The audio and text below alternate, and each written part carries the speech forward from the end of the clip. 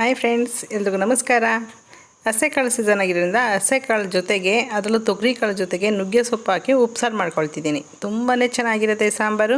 ಮುದ್ದೆ ಅನ್ನೋ ಜೊತೆಗಂತೂ ತುಂಬ ಒಳ್ಳೆ ಕಾಂಬಿನೇಷನು.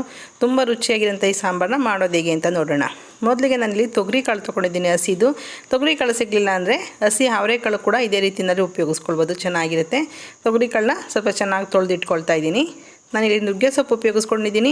ಕೆಲವರು ನುಗ್ಗೆ ಸೊಪ್ಪನ್ನ ತೊಳೆಯೋದಿಲ್ಲ, ಕಹಿ ಆಗುತ್ತೆ ಅಂತೇಳಿ ಮರದ ಮೇಲೆ ಇರೋದ್ರಿಂದ ತುಂಬಾ ಧೂಳಿರುತ್ತೆ, ಇದರಲ್ಲಿ ಮಣ್ಣಿರೋದಿಲ್ಲ, ತುಂಬ ಧೂಳಿರುತ್ತೆ. ಒಂದು 2 ಸಲ ಆದರೂ ತೊಳೆದು ಉಪಯೋಗಿಸ್ಕೊಳ್ಳಿ. ನೀವು ಪಾತ್ರೆನಲ್ಲಿ ಹಾಕಿ ತೊಳೆದ್ಬಿಟ್ಟು ಕೂಡ ಸೋರ್ಲು ಹಾಕ್ಕೊಳ್ಬೋದು, ಅಥವಾ ತೂತ್ ಬೇಷನಲ್ಲಿ ಈ ರೀತಿ ನೀರು ತುಂಬಷ್ಟು ಇಟ್ಕೊಂಡು ಸೊಪ್ಪು ಹಾಕಿದ್ರೆ ಸೊಪ್ಪೆಲ್ಲ ಮೇಲೆ ತೇಲೋದ್ರಿಂದ ನಿಮಗೆ ಸೊಪ್ಪು ಎತ್ಕೊಳ್ಳೋದಕ್ಕೆ ಕೂಡ ತುಂಬಾ ಈಸಿ ಆಗುತ್ತೆ. ಸೊಪ್ಪನ್ನ 1-2 ಸಲ ತೊಳ್ಕೊಂಡು ನಂತರ ಉಪಯೋಗಿಸ್ಕೊಳ್ಳಿ. ನಿಮಗೇನೋ ಸೊಪ್ಪನ್ನ ನೀಟಾಗಿ ಬಿಡ್ಸೋಕ್ಕೆ ಬಂದಿಲ್ಲ ಅಂದರೆ ಮಾತ್ರ ಹೆಚ್ಚಿಬಿಟ್ಟು ಹಾಕ್ಕೊಳ್ಳಿ, ಇಲ್ಲಾಂದರೆ ನೀಟಾಗಿ ಬಿಡಿಸ್ಕೊಂಡೇ ಹಾಕ್ಕೊಳ್ಬಹುದು. ಮೊದಲಿಗೆ ಒಂದು ಕುಕ್ಕರ್ ತೊಗೊಂಡಿದ್ದೀನಿ, ನೀವು ಪಾತ್ರೆಲಿ ಕೂಡ ಮಾಡ್ಕೊಳ್ಬೋದು. ನಾನು ಹಸಿ ತೊಗರಿಕಾಳು ಹಾಕ್ಕೊಳ್ತಾ ಇದ್ದೀನಿ. ತೊಗರಿಕಾಳು ಜೊತೆಗೇ ತೊಳೆದಿರೋಂಥ ಸೊಪ್ಪು ಹಾಕ್ಕೊಳ್ತಿದ್ದೀನಿ. ಜಸ್ಟ್ 1 ಹಿಡಿಯಷ್ಟು ಅಷ್ಟೇ ಸೊಪ್ಪಿದೆ.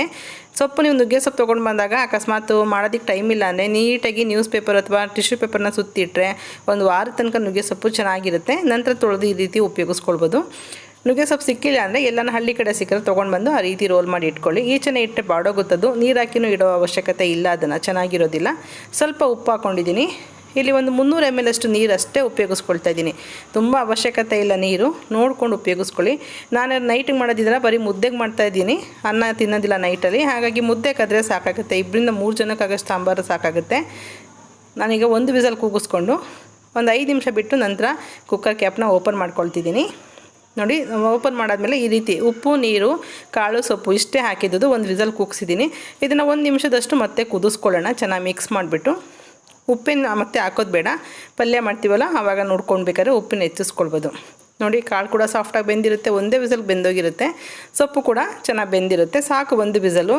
ಹಸೆ ಕಾಳುಗಳು ಯಾವುದನ್ನೇ ಬಳಸಿ 1 ವಿಸಲ್ ಮೇಲೆ ಜಾಸ್ತಿ ಕೂಗ್ಸೋಕೆ ಹೋಗಬೇಡಿ, ಚೆನ್ನಾಗಿರೋದಿಲ್ಲ. ನಂತರ ಒಂದು ಖಾಲಿ ಪಾತ್ರೆಗೆ ತೂತ್ ಬೇಸನ್ ಇಟ್ಬಿಟ್ಟು ಬಗ್ಗಿಸ್ಕೊಳ್ತಾ ಇದ್ದೀನಿ. ಉಪ್ಸಾರು, ಬಸ್ಸಾರು ಏನು ಬೇಕಾದ್ರೂ ಮಾಡ್ಬೋದು ಇದರಲ್ಲಿ. ಈಗ ಇದನ್ನು ಇದೇ ನೀರಿಗೆ ನೀವು ಬಸ್ಸಾರು ರುಬ್ಬಿ ಕೂಡ ಹಾಕ್ಕೊಂಡ್ರೆ ಬಸ್ಸಾರಾಗುತ್ತೆ. ಉಪ್ಸಾರು ಇಷ್ಟಪಡೋರು ಖಾರ ಹಾಕ್ಕೊಂಡು ಒಗ್ಗರಣೆ ಮಾಡ್ಕೊಂಡು ಉಪ್ಸಾರು ರೆಡಿ ಆಗುತ್ತೆ. ಇಷ್ಟೇ ಸಿಂಪಲ್. ಯಾವುದೇ ಅಡುಗೆಗಳಾದ್ರೂ ನಮಗೋಸ್ಕರ, ನಮ್ಮ ಮನೆಯವ್ರಿಗೋಸ್ಕರ ಮಾಡ್ತೀವಿ ಅಂತ ಪ್ರೀತಿಯಿಂದ ಮಾಡಿ ಎಂಥ ಅಡುಗೆ ಬೇಕಾದ್ರೂ ಕಲಿಬೋದು ನೀವು. ಈಗ ಸ್ವಲ್ಪ ಪ್ರೆಸ್ ಮಾಡಿ ನೀರೆಲ್ಲ ತೆಗೆದುಬಿಟ್ಟು ಸೊಪ್ಪು ಕಾಳಿನಲ್ಲಿ ಇಟ್ಕೊಂಡಿದ್ದೀನಿ. ಸಾಂಬಾರು ನೋಡಿ ಎಷ್ಟಾಗಿದೆ, ಎಷ್ಟು ನೀರು ಹಾಕಿದ್ವೋ ಅಷ್ಟೇ ನೀರಿದೆ. ನಾವು ಸೊಪ್ಪು ಹಸೆಕಾಳು ಮತ್ತು ಹಸಿ ಸೊಪ್ಪು ಬೇಯಿಸೋದ್ರಿಂದ ನೀರಿನ ಅವಶ್ಯಕತೆ ಅದು ಜಾಸ್ತಿ ಎಳ್ಕೊಳ್ಳೋದಿಲ್ಲ. ಬೇಳೆಯಿಂದ ಹಾಕಿದ್ರೆ ಸ್ವಲ್ಪ ನೀರಿನ ಕ್ವಾಂಟಿಟಿ ಜಾಸ್ತಿ ಬೇಕಾಗುತ್ತೆ. ಬಿಸಿ ಇದ್ದಾಗಲೇ ಈ ಥರ ಪಾತ್ರೆಗೆಲ್ಲ ಶಿಫ್ಟ್ ಮಾಡ್ಕೊಂಡು ನಂತರ ಕುಕ್ಕರ್ನ ಬಿಸಿ ಇದ್ದಾಗೆ ತೊಳೆದಿಕ್ಬಿಟ್ರೆ ಪಾತ್ರೆ ಕೂಡ ಆಗೋದಿಲ್ಲ ನಮಗೆ. ಇನ್ನೊಂದು ಸಲ ಕುಕ್ಕರ್ ಕೂಡ ತುಂಬ ನೀಟಾಗಿರುತ್ತೆ ಬಿಸಿ ಇದ್ದಾಗ ತೊಳೆಯೋದ್ರಿಂದ. 1 ಸ್ಪೂನಷ್ಟು ಎಣ್ಣೆ, ಅರ್ಧ ಸ್ಪೂನಷ್ಟು ತುಪ್ಪ ಹಾಕ್ಕೊಂಡು 1 ಗೆಡ್ಡೆ ಜಜ್ಜಿರೋಂಥ ಬೆಳ್ಳುಳ್ಳಿ ಹಾಕ್ಕೊಂಡು ಕಲರ್ ಚೇಂಜ್ ಆಗೋಷ್ಟು ಫ್ರೈ ಮಾಡ್ಕೊಳ್ತಿದ್ದೀನಿ. ಈಗ ಫ್ರೈ ಮಾಡಿರೋಂಥ ಬೆಳ್ಳುಳ್ಳಿನ ಉಪ್ಸಾರ್ಗೆ ಹಾಕ್ಕೊಳ್ಳೋಣ.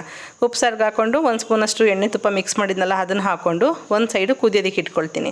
ನಿಮ್ಮ ಸಾರು ಅವಶ್ಯಕತೆ ಜಾಸ್ತಿ ಇದ್ದರೆ ಕುಕ್ಕರ್ಗೆ ಸೊಪ್ಪು ಮತ್ತು ಕಾಳು ಹಾಕ್ದಾಗ್ಲೇ ನೀರು ಸ್ವಲ್ಪ ಜಾಸ್ತಿ ಹಾಕೋಬೇಕಾಗುತ್ತೆ. ಅದೇ ಬಾಣಲಿಲಿ ಉಳಿದಿರೋಂಥ ಎಣ್ಣೆಗೇನೆ 2 ಗೆಡ್ಡೆ ಈರುಳ್ಳಿ ಹಾಗೆ 2 ಒಣಮೆಣಸಿಕಾಯಿನ ಹಾಕ್ಕೊಳ್ತಾ ಇದ್ದೀನಿ. ಸ್ವಲ್ಪ ಉಪ್ಪು ಹಾಕ್ಕೊಳ್ತಾ ಇದ್ದೀನಿ, ಈರುಳ್ಳಿಗೆ ಎಷ್ಟು ಬೇಕೋ ಅಷ್ಟನ್ನು. ನೀವು ಸೊಪ್ಪು ಕಾಳು ತಿಂದು ನೋಡಿ, ತುಂಬ ಸಪ್ಪೆ ಅನಿಸಿದ್ರೆ ಉಪ್ಪಿನ ಪ್ರಮಾಣನ ಜಾಸ್ತಿ ಮಾಡ್ಕೊಳ್ಬೋದು. ಅಕಸ್ಮಾತ್ ಅದೇ ತುಂಬ ಉಪ್ಪಾಗಿದ್ದರೆ ಈರುಳ್ಳಿಗೆ ಉಪ್ಪು ಹಾಕೋ ಅವಶ್ಯಕತೆ ಇಲ್ಲ. ಸ್ವಲ್ಪ ತೆಂಗಿನಕಾಯಿ ತುರಿ ಹಾಕ್ಕೊಂಡಿದ್ದೀನಿ, 1-2 ಸ್ಪೂನಷ್ಟು. ನುಗ್ಗೆ ಸೊಪ್ಪು ಹಾಕಿರೋದ್ರಿಂದ ತೆಂಗಿನಕಾಯಿ ತುರಿನ ಬಳಸಿದ್ರೆ ತುಂಬಾ ಒಳ್ಳೆಯದು. ಅಕಸ್ಮಾತ್ ಕೆಲವು ನುಗ್ಗೆ ಸೊಪ್ಪುಗಳು ಸ್ವಲ್ಪ ಕಹಿ ಇರುತ್ತೆ, ಬಲ್ತಾಗಿದ್ರೂ ಸ್ವಲ್ಪ ಕಹಿ ಆಗುತ್ತೆ, ಆ ಥರ ಬಾಡೋಗಿದ್ರೂ ಕಹಿ ಆಗುತ್ತೆ, ಅಥವಾ ಕರಿ ನುಗ್ಗೆ ಇದ್ರೂ ಕೂಡ ಕಹಿ ಆಗುತ್ತೆ. ಆ ಸಮಯದಲ್ಲಿ ಸ್ವಲ್ಪ ನುಗ್ಗೆ ಸೊಪ್ಪಿಗೆ ತೆಂಗಿನಕಾಯಿ ತುರಿ ಸ್ವಲ್ಪ ಜಾಸ್ತಿ ಹಾಕಿದ್ರೆ ತುಂಬ ಟೇಸ್ಟಿಯಾಗಿರುತ್ತೆ. ನೀವು ಮೊಟ್ಟೆ ಇಷ್ಟಪಡೋರು ಮೊಟ್ಟೆ ಕೂಡ ಹೊಡೆದು ಹಾಕ್ಕೊಳ್ಬೋದು, ಅದು ಕೂಡ ಚೆನ್ನಾಗಿರುತ್ತೆ. 1-3 ಮೊಟ್ಟೆ ಹೊಡೆದು ಇಲ್ಲಿ ಈರುಳ್ಳಿ ಜೊತೆಗೇ ಫ್ರೈ ಮಾಡಿ ನಂತರ ನೀವು ಸೊಪ್ಪು ಕಾಳು ಹಾಕೋಬೇಕಾಗತ್ತೆ. ನಾನಿಲ್ಲಿ ಮೊಟ್ಟೆ ಬಳಸ್ತಿಲ್ಲ, ನಾನು ಇದನ್ನು ಸೋಮವಾರ ಮಾಡಿದ್ದೆ, ಹಾಗಾಗಿ ಮೊಟ್ಟೆ ಯೂಸ್ ಮಾಡಿಲ್ಲ ನಾವು. ಈಗ ಚೆನ್ನಾಗಿ ತೆಂಗಿನಕಾಯಿ ಜೊತೆಗೆ ಸೊಪ್ಪನ್ನೆಲ್ಲ ಚೆನ್ನಾಗಿ ಮಿಕ್ಸ್ ಮಾಡಿ 1-2-3 ನಿಮಿಷದಷ್ಟು ಲೋ ಫ್ಲೇಮ್ನಲ್ಲಿ ಫ್ರೈ ಮಾಡಿಕೊಂಡೆ ಸೊಪ್ಪು ಪಲ್ಯ ರೆಡಿ ಆಯಿತು. ಈಗ ಸಾಂಬಾರಿಗೆ ಬೆಳ್ಳುಳ್ಳಿ ಹಾಕಿದ್ದೀವಲ್ಲ ಅದು ಚೆನ್ನಾಗಿ ಕುದ್ದಿದೆ. 1 ಸ್ಪೂನಷ್ಟು ಅಥವಾ ಅರ್ಧ ಸ್ಪೂನಷ್ಟು ಉಪ್ಸಾರು ಖಾರ ಹಾಕ್ಕೊಳ್ತಿದ್ದೀನಿ. ನಾನಿಲ್ಲಿ ಒಣ ಮೆಣಸಿನ್ಕಾಯಿನ ಖಾರ ಮಾಡ್ಕೊಂಡಿದ್ದೆ, ಅದನ್ನೇ ಹಾಕ್ಕೊಳ್ತಾ ಇದ್ದೀನಿ. ನೀವು ಫ್ರೆಶ್ಶಾಗಿ ಕೂಡ ಖಾರ ಹರ್ಕೊಳ್ಬೋದು. ಇದನ್ನು ಕೂಡ 1-2 ನಿಮಿಷ ಕುದಿಸ್ಕೊಳ್ಳಿ. ಬೆಳ್ಳುಳ್ಳಿ ಫ್ರೈ ಮಾಡಿರೋದ್ರಿಂದ ತುಂಬ ಹೊತ್ತೇನು ಬೇಡ, ಬೆಳ್ಳುಳ್ಳಿ ಫ್ಲೇವರ್ ಬಿಟ್ಕೊಂಡ್ರೆ ಸಾಕು ಸಾಂಬಾರಿಗೆ.